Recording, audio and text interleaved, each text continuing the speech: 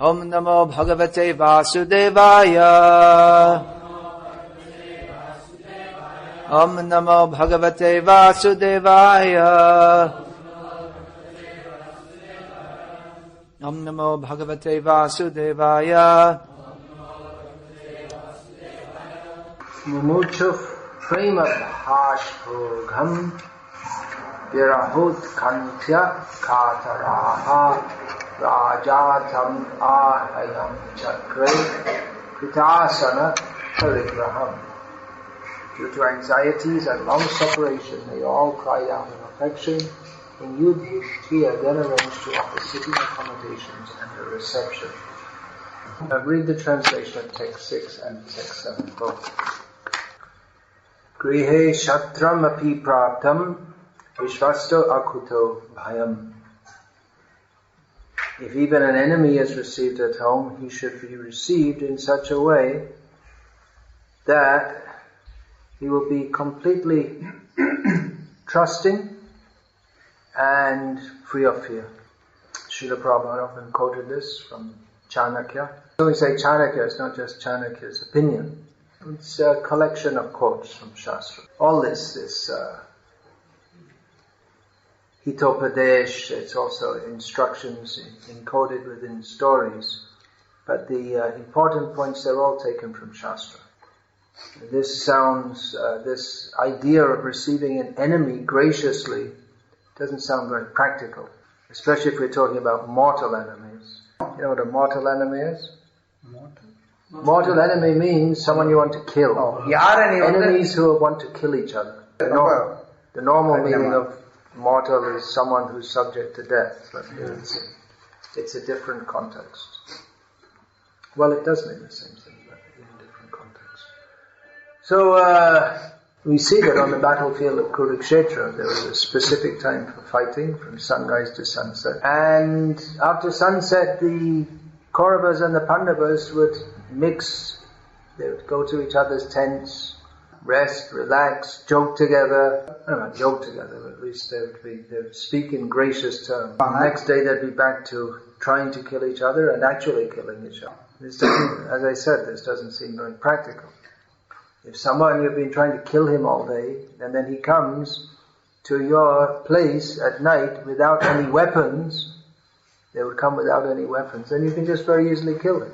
And then your problem's solved. The Kauravas, they wanted to kill Yudhishthira, and the Pandavas, they wanted to kill Duryodhana. So if Yudhishthira came to Duryodhana's tent unarmed, then it would seem to make sense that Duryodhana would just kill him. But even Duryodhana didn't do that. Everything, it was called a Dharma Yuddha. And means it was fought for the sake of Dharma.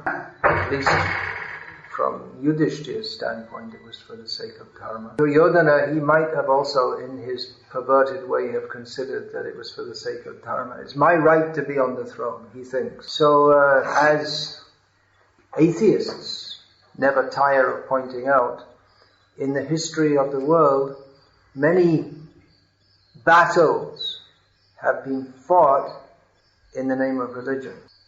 And that continues to the present day. And many atrocities have been committed in the name of religion. But Dharma Yuddha means not only fought for the sake of religion, but fought according to the rules of religion. There are certain rules, such as you should fight with an opponent of equal merit and strength. And actually, although the Battle of Kurukshetra was mostly fought according to the rules, both sides violated them in the course of the battle. The Kauravas, who can give an example? That's the one I thought of, by killing Abhimanyu there. So how many was it? 8 Maharatis surrounded him and killed him, even though he was just a young boy. And there's one more. Very well. Let's go back. That's Pandavas. Well, we know Krishna incited Arjuna to kill Karna when Karna was not on his chariot, standing down from his chariot, not holding his weapon. So that's most famous. The the Narova Kunjarova, maybe a man, maybe an elephant, the Ashvatthama Hata Iti Gajja, this famous incident of Yudhishthira calling out Ashvatthama is killed. That's also a pretty borderline case. Yeah, they did say it was an elephant. Definitely there was the intent to mislead his guru. In fact, Arjuna, he didn't want to fight at all in the beginning, saying it was against the principles of dharma to fight Gurunga Hatva Hi Mahanubhavam, to fight against the gurus who are all great personalities. Try to kill them. But then those of Brahmin caste who were fighting, they were also regularly castigated during the fight for fighting when they were Brahmanas. Who were they?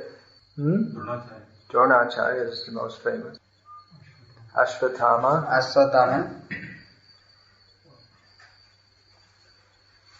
Ravana. Ravana? No, he's not in Kurukshetra. He's already been killed. Only in Kurukshetra. Well, his name came up just 3 shlokas ago, 2 days ago. Kripacharya. He's another one. What about how Bhima killed Duryodhana? By striking him below the belt. And he even after that he did something which no one approved of, even Krishna. He put his leg on the head.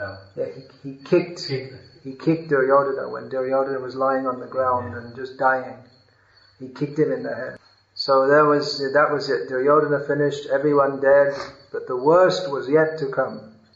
Namely, Ashvatthama, not only the sons of, the sons of the Pandavas. They weren't, sons of Draupadi, you can say. But killing many others also in their sleep. Drishtadyumna, he was killed like that. So this is completely against the rules of dharma. But the rule is grihe shatramapi praptam vishvasto akuto bhayam. One should receive even enemies graciously. So in English there's a saying, all's fair in love and war. No rules, that's what it means. There's no rules. Everyone knows there's rules for love and war. And it's only a recent phenomena, for instance, that civilians are targeted during wars. This was started during the American Civil War. Otherwise, nowhere in the world were civilians targeted, at least among people who had any sense of religion and honor. The civilians, they were not victimized. So dharma yuddha, that term is known in India, and one word which has recently become well known all over the world, even outside the Muslim world, is jihad. So if you go to Saudi Arabia and say jihad, people know what it means. It's an Arabic word, I presume. Nowadays, if you speak in America, among American people who are born in America, Christians, and say jihad, they also know what it means. So jihad is supposed to mean something like dharma yuddha, or war for the sake of establishing religion. But it's not those persons who call themselves Muslims and who have declared jihad against the non-Islamic world. They certainly don't follow the Vedic principles of war. What is called terrorism is certainly not anything like dharma yuddha. It's supposed to be for the sake of religion, but it's not according to a religious method. And actually nothing good can come of terrorism. Even most people can understand that. You don't have to be a philosopher to understand that.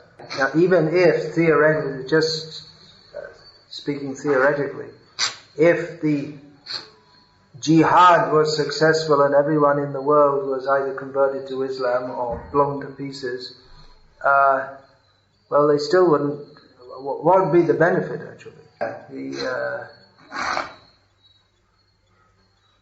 The principles which Islam is supposed to espouse, that they wouldn't be able to establish any peaceful religious state because they would, being accustomed to such foul means, they would simply among themselves fight and keep on blowing each other up. So religion will not come from terrorism. Only more terrorism will come from terrorism. Now, speaking about terrorism, Srila Prabhupada, he commented on this, that if people's culture is like that, if people are like animals, then what can you expect? In the jungle, which is full of wild animals, the different animals, the ferocious animals are attacking each other and killing each other. The lion is called the king of the animals, but he doesn't have any rules that if some animal is weak, then you shouldn't kill him. He's a king, but he's the king of the animals. A king of humans is sometimes called Singh, or like a lion.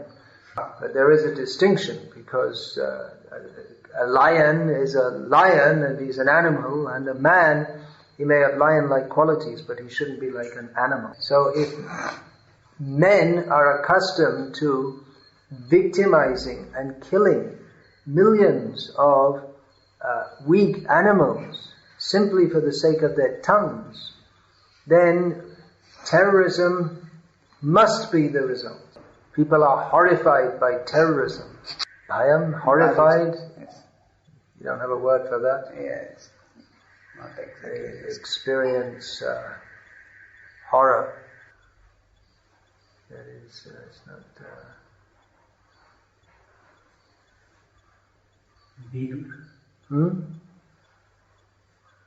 Have a word for that? Bidi. Pirit. It means oppressed. That's in Piritam. That's in North Indian languages or Sanskrit. So, just like recently in Bombay, there were bomb blasts and people killed, and people they were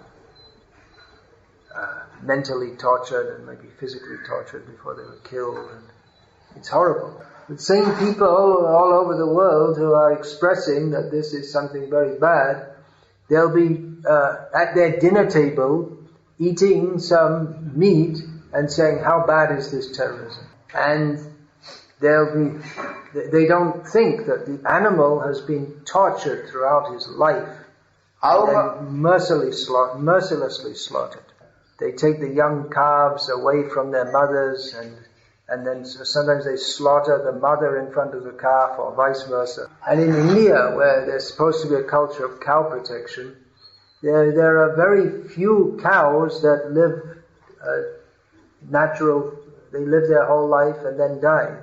Only those that make it to some Jain Goshala or something like that. Otherwise, every one of them is slaughtered. How many tens of thousands of cows are slaughtered in India daily? In abortion, that's also slaughter, genocide. Genocide means there's so many being killed.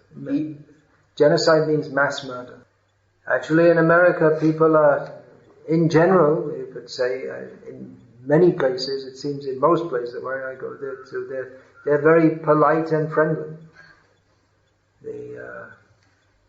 When I was a child, Americans were famous for being very rough in their behavior, but it seems they made an effort to change that. And actually they're very polite and friendly and nice people. That's my general experience. And actually, in most places in the world, even today, we'll find that most people, if you deal with them in a fairly decent way, they'll reciprocate in the same way. And most people are quite nice, or at least they're not grossly badly behaved. Most people, if you're polite with them, they'll reciprocate in the same way.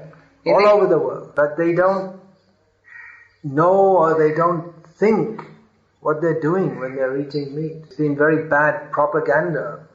It's embedded in the cultures, many cultures all over the world, that it's good to eat meat. And people don't think there's anything wrong with it.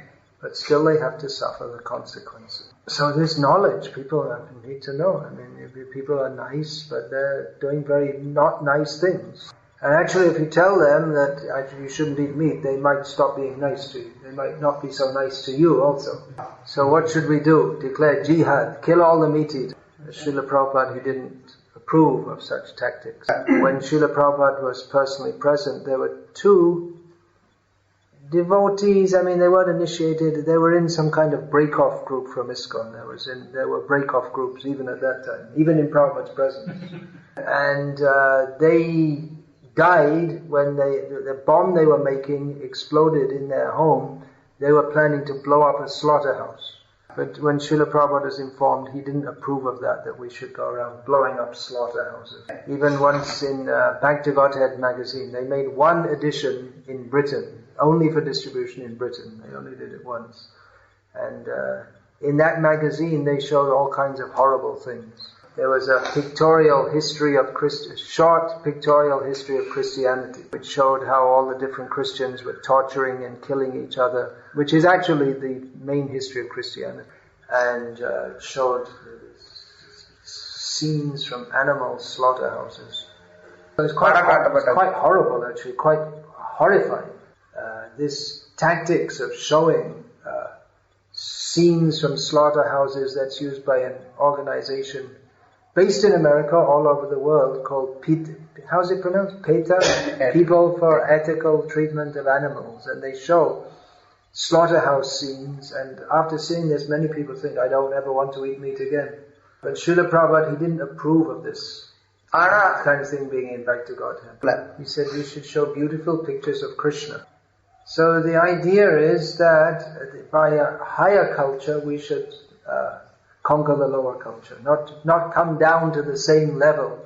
Because if we come down to that level, then we won't. What do we have to offer? Once Srila Prabhupada was on a flight from or to South Africa, and the South Africa rugby team. Rugby is a kind of sport. They were in the same plane, and rugby players are known to be quite rough in their behavior. I mean, the game itself is quite rough. I don't exactly know the rules, but you wonder why they even bother with a ball. They might as well just have a fight.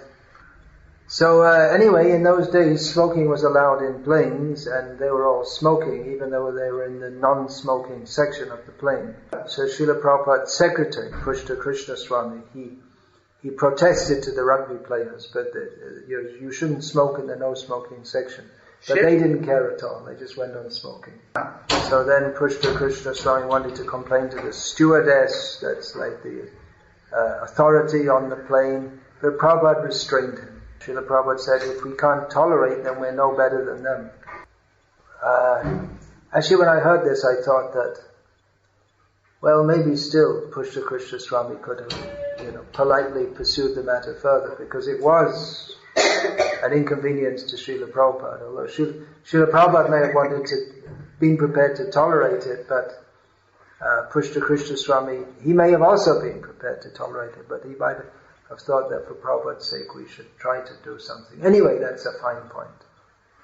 I'm certainly not blaming Pushta Krishna Swami. He's so fortunate to have that service to Srila Prabhupada. Prabhupada's very pleased with his service. But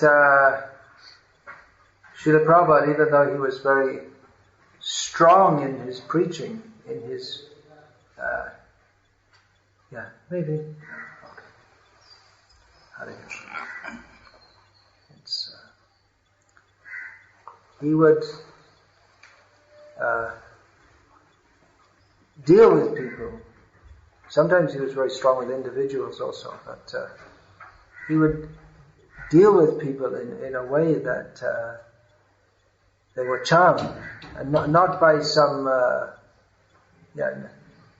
not by some superficial method, but actually Srila Prabhupada, he loved everyone. That's a fact. He gave a garland, came, gave a garland, and left. Should have told him to put it at the end of class, and he might have sat. Even then, he might not have been able to hear anything. There may be some people who they don't hear, even though they may be superficially present. So anyway, this point is this very high culture that people of higher consciousness will appreciate that. People of low consciousness, they like rock and roll music, for instance. In modern India, you hear this boom, ba boom, ba boom, ba boom, this kind of beat of it appeals to a very low class emotion. So the Krishna conscious movement is supposed to uplift human society by offering a genuinely better way of life. Those ideas which are there in good ideas which are there in other cultures, they are in their best form in the Vedic culture. Even this jihad, the concept in and of itself is not all bad. If you think that this religion and belief in God, this is the best way, then we should try to bring that to everyone. So the idea is not intrinsically bad, but its modern manifestation is usually not very good at all. But that spirit can be brought to the highest point by, first of all, understanding what it is that we should be so dedicated to. What is the highest principle? And by being completely dedicated, even at the expense of this mortal frame, even at the expense of our bodily life, to spread that message. So ISKCON should also declare jihad. We won't stop until everyone's chanting Hare Krishna. But we're not going to shoot anyone or kill them or blow them up. Our weapons are Srila Prabhupada's books. Kirtan, Hare Krishna Mahamantra. Krishna Prasadam, that's one to get people smiling. And also, if devotees, they behave on this high level of culture, that's also very impressive. So, okay, jihad. Hare Krishna. Hare Krishna. Any question or comment, please? No cutting off people's heads. It's mentioned that we should receive even the enemy in a gracious way, and if we don't do so, what is the result of that? Well, the result is it's a dharma, and the result of a dharma is never auspicious. There may not be an immediate result, but one has to suffer for violating the principles of dharma, either in this life or a future life. These movies we sometimes use for preaching, is showing animals being slaughtered. So it shouldn't be used for preaching. Yeah, say it in Tamil. Should we use movies showing animals being slaughtered for preaching? Well, according to that indication from Srila Prabhupada which I was quoting, that's not, Srila Prabhupada didn't approve of this. So I would say no. Even though it does have the effect in, seems some cases at least, of people not wanting to eat meat after that. I mean, you could do all kinds of ghastly things. You could walk around with dripping aborted fetuses and to preach against abortion. But it seems that such ghastly tactics were not approved by Srila Prabhupada. Generally, when Vaishnavas are, by general people also, when devotees are offended by general people, like Srila Prabhupada was in one sense offended by these people who are smoking. So at that time we should tolerate, or Srila Prabhupada said to tolerate, what should be our duty? Should we tolerate if people are smoking? No, not only smoking, but they're like or similar devotees and similar things, blaspheming devotees. Well, it's not blaspheming devotees and smoking in the presence of devotees are not, it's not the same thing. We shouldn't equate the two things as being the same. So should we tolerate an itch on my ear, or should I tolerate cancerous tumor? I mean, the two things they're different. One's much more serious than the other. It's an example of absurd, illogical thinking. Srila Prabhupada said to tolerate smoking, so if someone blasphemed Srila Prabhupada or attempted to physically attack him, we should tolerate that. It's not a valid analogy. But we quote Srila Prabhupada's behavior and utterances because he is the Acharya and he teaches by his example, which we're supposed to imbibe the same understanding and act according to that. You can, in this case, you can ask them to stop, but if they don't, then what could you? I mean, it's very unlikely that those rugby players are going to stop smoking, whatever anyone said, because they're very boisterous kind of people, and they take pleasure in just doing what they like. So no two circumstances are exactly the same, but in such a circumstance, you could ask them to stop, and if they don't, then what can you do? Then you have to tolerate. Otherwise, you just get in a big shouting match, and they don't stop, but they won't stop anyway. And what did you gain from getting in a shouting match with them? Hare Krishna. Srimad Bhagavatam ki jai. Srila Prabhupada ki jai. Hare Krishna.